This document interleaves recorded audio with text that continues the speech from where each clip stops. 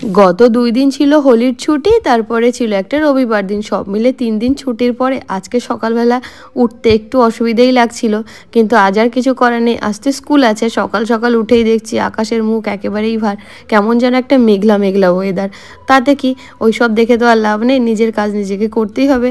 আর সকালবেলা বাগানে এই সুন্দর ফুলগুলো দেখলাম, সব ফুটেছে, গোলাপ, নয়নতারা, মিলি।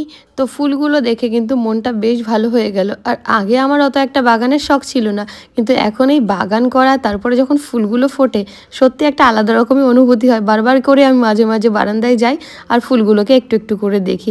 তো চলো, ফুল দেখে মন ভালো হয়ে গেছে। এবার সকালবেলা 1 কাপ চা খেয়ে একটু এনার্জি নিয়ে তারপরে কিন্তু রান্নাতে লেগে পড়া। আর তার মধ্যে দেখলাম ওঠার পর পর লোডশেডিং হয়ে গেল। এখন কারেন্ট কতক্ষণে আসবে তার তো ঠিক নেই, কিন্তু রান্নাঘরে গিয়ে রান্নার কাজ শুরু করতে করতেই দেখলাম কারেন্টটা আবার চলে আসলো। কারণ রান্নাঘরে না একদম কারেন্ট ছাড়া পুরো অন্ধকার লাগে আমার। গতকাল রবিবার থাকা সত্ত্বেও যা দৌড়োদৌড়ির মধ্যে আমার রান্না বান্না হয়েছে, তো রান্নাও হয়েছিল মাটন।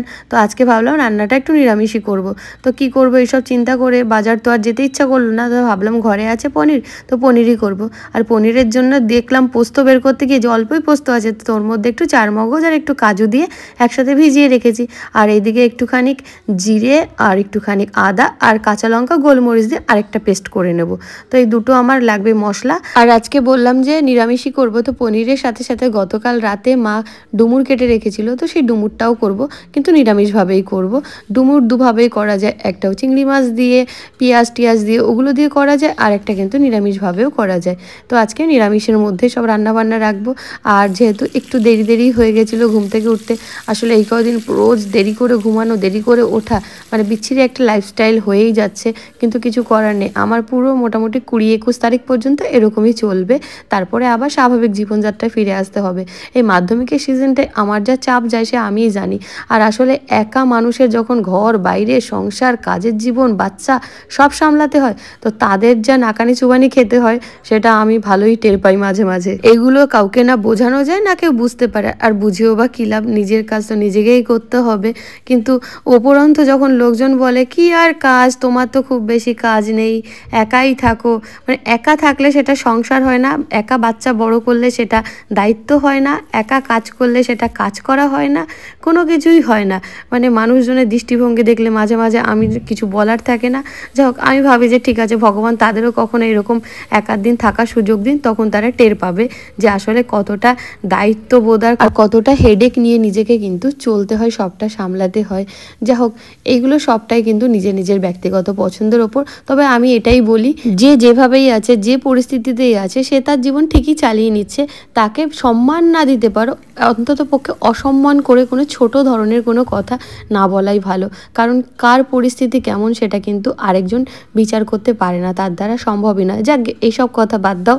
মাঝে মাঝে কিছু মানুষের কথাতে একটু খারাপ লাগে, রাগও হয়, কিন্তু তারপরে আবার ভুলেও যায়। যা, আর এইদিকে দেখতেই পেলে আমি দুই দিকটাতেই কিন্তু একদিকে পনিরের মশলা চাপিয়ে দিয়েছি, আর একদিকে ডুমুরের জন্য মশলা রেডি করে ফেলছি।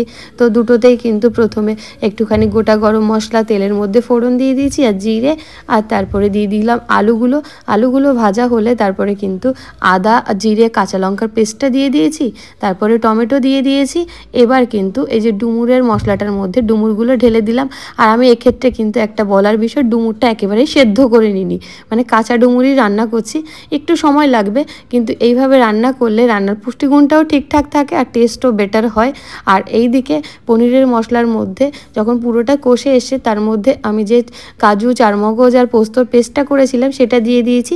ব্যাস, এবার এটাকে আস্তে করে ধিমে আছে মাঝে মাঝে নেড়ে নেড়ে একটু কষতে হবে। ঠিক এরকম, এই যে তেল ছাড়ছে যখন, তখন বুঝতে হবে রেডি হয়ে গেছে। আর গ্রাইন্ডার ধোয়া যে জলটা ছিল সেইটাও দিয়ে দিলাম। এবার দেওয়ার পরে এবার কিন্তু এটাকে আরেকবার করে একটু ভালো করে কষে নিতে হবে।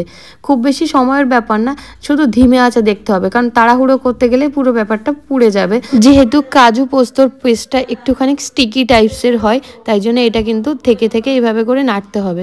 তো নেড়ে চেড়ে যখন বুঝতে হবে কষাটা হয়ে গেছে, তখন আমি কিন্তু ওই যে আগে পনিরটাকে একদম ভেজে একটা নুনের জল তৈরি করেছিলাম, তার মধ্যে রেখেছিলাম, তো সেই জলটাই দিয়ে দেব। আলাদা করে পরে নুন লাগলে দেব, নইলে নাও দিতে পারি। ব্যাস, আর এদিকে আমার দেখো ডুমুরটাও ঠিকঠাকভাবে কষা হচ্ছে, মাঝে মাঝে একটু নেড়ে চেড়ে দিতে হবে। তখন দেখলাম খুব ভালো করে কষা হয়ে গেছে মশলার সাথে। এবার গরম জল উপর থেকে দিয়ে দিয়েছি। এটার আর কিছু কাজ নেই, একটুখানি নুনটা দেখে নিয়ে নুনটা দিয়ে দিয়েছি, তারপরে ঢেকে দিয়ে ব্যাস এটাকে আস্তে আস্তে সেদ্ধ হতে দিতে হবে, ধিমে আছে অবশ্যই। তাড়াহুড়ো করলে কিন্তু ডুমুর সেদ্ধ হবে না। আর এদিকে গ্রেভিটা একদম শুকিয়ে যাবে। আর পনিরের গ্রেভিটা পুরো রেডি হওয়ার পরে এবার আমি পনিরটা উপর থেকে ছেড়ে দিয়েছি। আর একটুখানি কসুরি মেথি আমি শুকনো খোলায় গরম করে নিয়েছিলাম, সেটাকে হাতে গুঁড়িয়ে দিয়ে দিয়েছি ব্যাস। আর এটাকে একটু ঢেকে দিয়ে তারপরে দিয়ে দিয়েছিলাম পরে আর একটু গরম মশলা উপর থেকে। পুরো আমার পনিরটা কিন্তু রেডি হয়ে গেছে। তো ফ্লেমটা অফ করে এভাবে ঢাকা দিয়ে রেখে দিয়েছি। আর দেখে নি ডুমুরটার কি অবস্থা। তো ডুমুরটা যেটা বুঝতে পারছি এটাতে কিন্তু আর একটু মানে সেদ্ধ হতে লাগবে, সময় লাগবে। তো আমি ফাইনালি গরম মশলা দিয়ে তারপরে ঢাকা দিয়ে চলে গেছিলাম স্নান করতে। আর তারপর রেডি হয়ে এবার বসেছি খেতে। তো পনির ডুমুর দুটোই হয়ে গেছিলো। আর এরকমভাবে নিরামিষ রান্না হলে কিন্তু আমিষের কোনো প্রয়োজনই পড়ে না, মানে মাছ মাংস ডিম ছেড়েও এরকম খাওয়া যায়। তো চলো, আর আজকে আমার সাথে কিয়ানকে আমি স্কুলে নিয়ে যাচ্ছি, কারণ ও কদিন ধরে বায়না করছিল যাবো যাবো। তো আমরা চললাম আজকে স্কুলে। দেখা হবে পরের ব্লগে, ততক্ষণের জন্য টাটা।